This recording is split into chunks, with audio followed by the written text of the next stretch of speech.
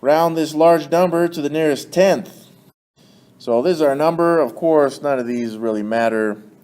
They're all going to stay the same.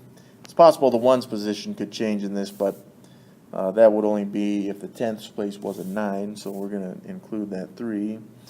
Let's look at the rounding. None of these matter.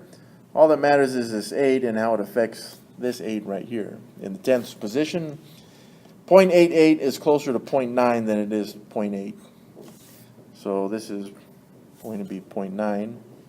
Of course, we could just look at that and say that the 100th position, 8, is 5 or bigger, so we're just going to round the 10th position, 8, up 1.